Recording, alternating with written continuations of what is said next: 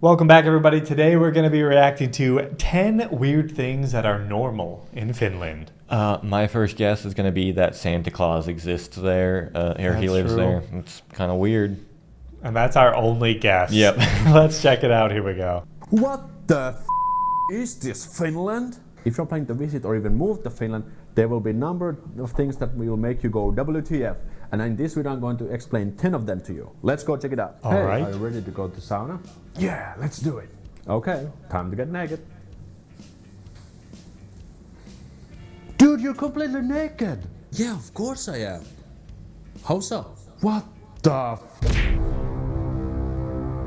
No clothes, no problem. This will definitely catch you off guard because Finnish people are actually quite content of being naked. And as you probably might know, sauna culture and sauna is almost holy for Finns. And you either go naked or at least with swimwear if you go to a public sauna. If you're a little bit concerned about having your first sauna experiences, don't worry because sauna is nothing sexual, but it's meant for relaxing. Also, for example, if you go to the public swimming pools and in the dressing and the shower rooms, you will go there with. So if you're a guy, you will go with other naked guys, or if you're a lady, you will go with other naked ladies in the sauna and shower. I like how he says it. This next one can be kind of crazy. I mean, I feel like that'll definitely be a bit weird for us. If we go into a sauna, we're definitely putting the swim trunks on. Yeah, I don't know about. I don't know about that one. This has happened to me as well. We're Americans, we're not ready for it. Pool, I was taking the shower with other naked dude. This cleaning woman came to the shower rooms and she just started to clean like blah blah blah.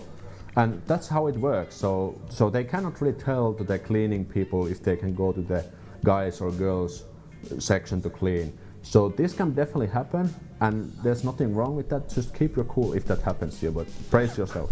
Good to know. Okay. Gambling. You're gonna win. No. No. So Finland is one of the rare countries where it's actually possible to gamble in public places like grocery stores, supermarkets, gas stations and so on. Because we have like tons of these gambling machines available. And these machines are operated by the state-run. Is it often the older people that gamble like it is in the US where like people will take their social security checks and go to the casino? Yeah, it's very interesting that that's the way it is. And we've talked about how like technically for most of the US gambling is illegal, like in most states or whatever, but there's so many other things that go around it, like the sports betting and stuff like that. So it's interesting that in Finland it's just everywhere and then the money goes to the state. Yeah. Which is And then some old woman can cash out. yeah. I wonder how rigged, like, is it like the US casinos where these slot machines are like extra rigged? Yeah, I wonder. Or if it's government owned, maybe it's a less of a rigged system. I don't know. Veikkaus organization. And if you're wondering, the money will actually go to a good cause. And Veikkaus has made this really nice breakdown where the money actually goes. So let me read it out to you. The places where the money goes to include social and health organizations, science, sports, culture and art, war veterans, youth and so on. The total money is around 1 billion euro. That's a lot of money. And as you can see, this is all gone to a good cause. But the interesting fact that all of this money comes from gambling. So people actually lose money and the lost money is put for good cause. Because the gambling is so. Do you think some like super addicted gambler uses that to justify their addiction? They're Definitely. like, well, if I lose, at least it's kind of like donating. It's like charity, you know? They're feeding their addiction but doing a good thing. So much available, it has caused gambling addiction problems for people. And according to THL, which is kind of the health organization in Finland, they made a survey in 2019 and around 3% of Finns, that's around 112,000 Finns, have a gambling problem. And from this group, around half have a gambling addiction. I wonder what that is for other countries. That's around 52,000. Yeah, People who usually play this are people who are not doing so well, at least according to what I've heard. And their money that they lose are put to good cause like youth and sports and science and blah blah blah. This is kind of like a reverse Robin Hood action. So Veikkaus organization has been actually under pressure quite a bit. And for example, starting yesterday, so today is 13th of January when I'm filming this video, 12th of January, you need a strong authentication to play the games. I remember when I was younger, the problem is that underage people were playing these because you have to be at least 18. So now they have made it so that you need an account which is created on the mobile app to be able to play. And I think it's a good change. How is gambling in your country? Let me know in the comments below. I'd love to hear it.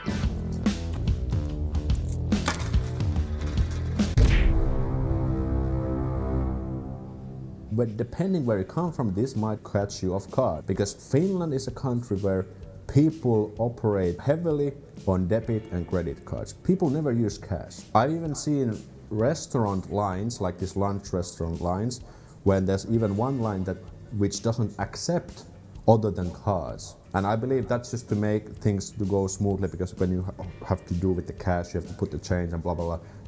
Lots of hassle. As for me, I never use cash in Finland. But what is still advisable is to have some spare cash in your wallet, like 20 euros or something, because maybe the card system will fail sometime and then the cards won't work and then everyone's screwed. So it's good to have a little bit of cash in your pocket. For example, what is very awesome, if you go to a restaurant with your buddies, you buy what you buy, and at the end, if you want to split the cost between everyone, you can just say like, okay, we play separately, everyone pays their own, and then the restaurant person brings 4 bills and you can each pay with your own card, and you can even split payments with card. And that's amazing. That's nice. That's really nice. I feel like you could possibly do that in the US if you asked, but the waiter is going to be like, really? Yeah. And not want to do it. Especially if it's more than 2 ways. Like sometimes if there's just 2 people and you split it, it'll be fine. But like you mentioned, like 3 or 4 people, they definitely get a little annoying. Yeah, but then you have to tip them, so they better do it. They better. Where you have to put cash and they are like counting like who paid what. It's just a hassle, but in Finland, boom, just put the card and everything's good. Hey, I will be participating in the wife carrying world championships this year. You're participating the what? The wife carrying is a Finnish sport. Didn't you know that? Holy sh! We've seen a few of these. Have lots of bizarre sports, and I've gathered a few of them into this video. And I also want to say that these sports you definitely don't see in everyday lives. I've never participated in these sports myself, at least not yet. But we have, for example, the wife carrying world championship, where you carry your wife, or I guess it's any woman, and you have to complete this obstacle course as fast as you can. Then there's boot throwing world championships. You have to throw a boot as far as you can. There's lake floorball, where you play floorball. That would be pretty fun, I feel like. There's they're just going at it. Championships. You play football and swap. Holy shit, that's gonna be some tough spots. Air guitar world championships. Wow, that's just amazing. And the most interesting one is the naked 10-kilometer run. This is also organized annually. I would love to go to this one actually. Should I go? Let me know in the comments. Hey, I'm gonna get a few beers from the store. Do you want some? Dude, you cannot get them anymore. It's already past 9. What do you mean I can? And what do you mean by past 9? In Finland, you cannot buy alcohol after 9. You gotta be kidding me. 9. Ooh. Interesting. Finland is definitely one of the countries where the alcohol behavior is somewhat, well, you know. Yet at the same time, there's a number of restrictions in terms of booze and alcohol. One of them is that you cannot buy any alcohol products from grocery stores and supermarkets between 9 p.m. and 9 a.m. So if you're going to I feel like that's the time a lot of people would buy alcohol. Because it's more acceptable to drink later in the day. So interesting. Party in the evening. Make sure to stock on some booze, because if you go too late to the shopping market, like after 9, to the grocery store to buy some Lonkero, for example, they won't sell it to you, and there's nothing to do. I guess the point of sale system, the cash register systems are configured so that they won't let you kind of scan any booze products after 9. I wonder if there's a reason for that at all, or I don't know. Maybe it's just kind of like Minnesota, where we're from. You can't buy alcohol from the state-run liquor stores on Sundays. It's just like a thing. Yeah. Maybe lower the alcoholism for a little bit. Yeah. You can also see the alcohol sections being closed or locked completely, so you cannot even get them there. To add insult to injury, the alco stores, which are the state-run liquor stores, which sell kind of the stronger shit, they are also open until 21 or 9 p.m. in the weekdays. And on Saturdays, they usually close, I think, around 6. So that's very early. So if you want to get like wine or some stronger like mint or koskenkorva or whatever, you have to go early. You have to go early because you might be left out like, I missed my booze. So make sure to get your booze in advance. Did you know that if you make just one phone call to the tax office, you can find out how much I make money? What? Really? Is that even legal? Of course it is. All tax info is public in Finland. Man, this country is so weird.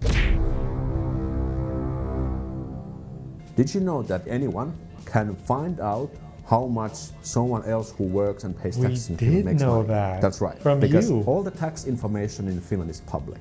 In practical terms, this. So what happens if you like, say this was in the U.S. and you called up the tax office and you're like, "Hello, how much does Donald J. Trump make?" Would they like break down like the super wealthy people and like expose how much tax fraud they've been doing? Like some big Finnish businessman, they break down all of their sources. They've just been like, here's his gross income. Yeah. That's it. I can call how much my neighbor, my best friend, my girlfriend, my boss, my peers at work, how much they make money. With one phone call. It takes literally 2 minutes. I have made a video about this where I actually did the phone call. You can check it out later. But it's pretty bizarre, but it's true. And each November, the tax office sends a list of people who had earned more than 100,000 euro to the media. And the media makes lots of articles who were the top sportsmen, who were the top YouTubers, who were the top earners altogether. Yeah. Some people call this tax porn. The media is making money when they get these clicks and make these articles. Now, you might be thinking, like, why the hell is this system in place? Is there any pros? Well, there's actually lots of pros. First of all, it provides transparency. So we can see that no one is getting corrupt or there's no corruption. And you can actually see, like, what is the price level. For example, if you start in a new job, you can find out how much your peers make money so that you are not underpaid or overpaid. And it also gives some good input for the political and societal conversations and discussions. But I guess one of the cons. That's like a thing in the US. Usually the president, when they're up for election, they release their tax returns to show that they're paying their taxes and they're not doing a bunch of corrupt stuff. And then when Donald Trump, who's a billionaire, became the Republican candidate, he didn't want to release his tax returns. I wonder what he was trying to hide. I wonder, and that's just one of the things that was just many of the things that was just glossed over in his run for president there. They'd talk about it, and he'd be like, "No, not interested," and then his supporters would be like, "Why does he need to do that? He's rich. Come on." If they had this, there would be more accountability. There would. Everyone would know. That it increases more jealousy because Finns are. Do you think it would really change the opinions of his hardcore supporters, though, if it turned out he was scamming the system? No. People already, and people who make money, they just make more money, and the people who don't make money, they're like, oh fuck, like, oh, why do we always have to read this article? Hey man, why there's so many Swedish around here in Helsinki? Because Swedish is still the second official language here in Finland. Really? Does it mean that you also have to study Swedish in school? That's right. Holy shit, and I thought Finnish was hard, but now I have to learn Swedish too? Yeah, the dang Sweden Eurovision was Finnish people.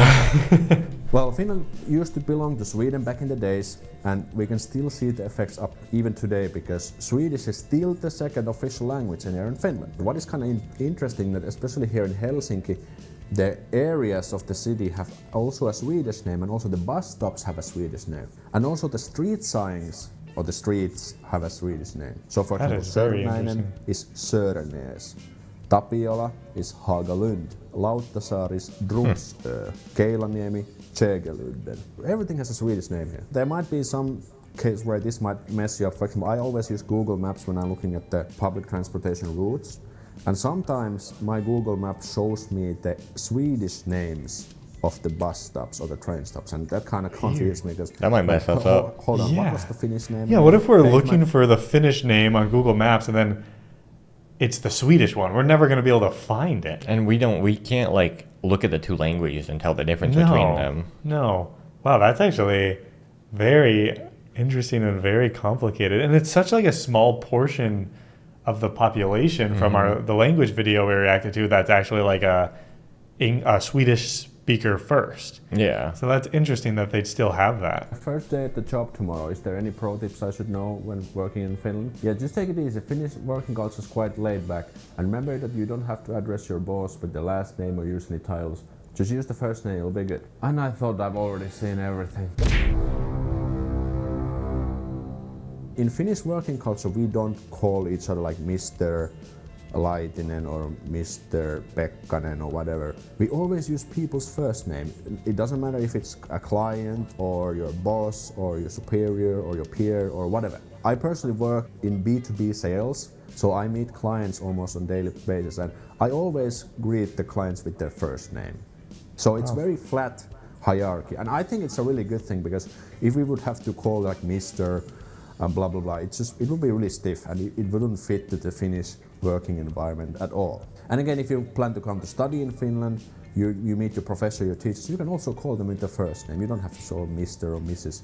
Just really less of a hierarchy structure in Finland. That's like a thing that you see where if you call like your high school teacher their first name, they'll be like, what? Like it's like a really weird thing. But that's so interesting. Yeah, no hierarchy there. More equality in Finland. I mean, the U.S. is supposed to be the land of equality and freedom, but hierarchies exist in like all of our work.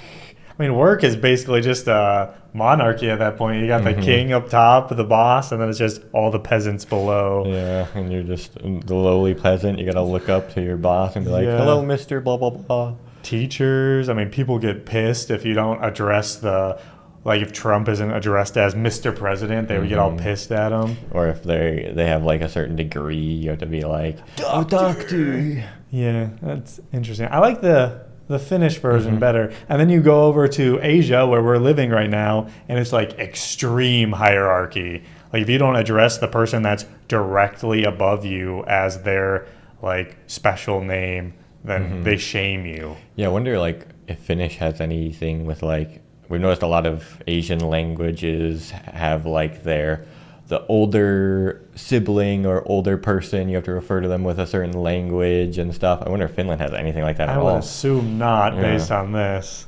In your culture, let me know. Thanks for not driving over me. This is very funny thing. When you are crossing a crossroad, you know, the zebra walkway with the white stripes on the ground, you're waiting there, you see a car coming, and if the car stops and lets you walk, lets you go across, you might see people like doing like this, like, hey, thanks for letting me cross. But sometimes Finnish people shout like, hey, thanks for not driving over me. This can be a little bit surprising. And I think it just tells like how respectful Finns are. When you're driving a car, they see a pedestrian, okay, yeah, sure, go ahead. Amazing. But I think the traffic culture in Finland is awesome. Like there's no road rages, or like people don't really drive crazily, and people actually obey the traffic rules. And that also brings another added layer of safety to life in Finland, in my opinion. What's that? Abloy lock system? This Abloy lock system is pretty dominant in Finland, so most of the regular doors have an Abloy lock system. You have to be careful. If you don't know how to use it, you might lock yourself out. So let me teach you how it works. So you see this knob. When you push it up and close the door will lock, and you cannot open the door outside. It's like a hotel room, kind of.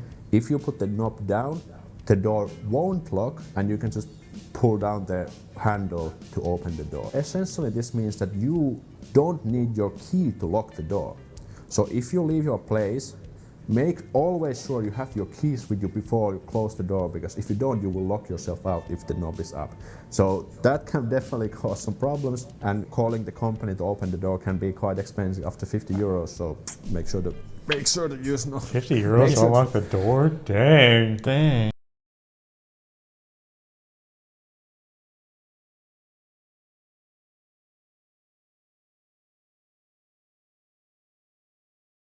Open it, and we're like, yeah, we were locked out. That sucks. That sucks. But if you know, we know now. We do. Now we know never to leave our Finnish hotel room, because I bet a lot of them have like the keys. In Europe, when I've been in Europe, I noticed a lot of the hotels and Airbnbs, they have keys instead of just like the card, which is always a surprise to me, because there's so many modern things in Europe, and then they like stick with the keys all the time. With the like super busty lock. Yeah, too, like, yeah. ka-tung, ka-tung.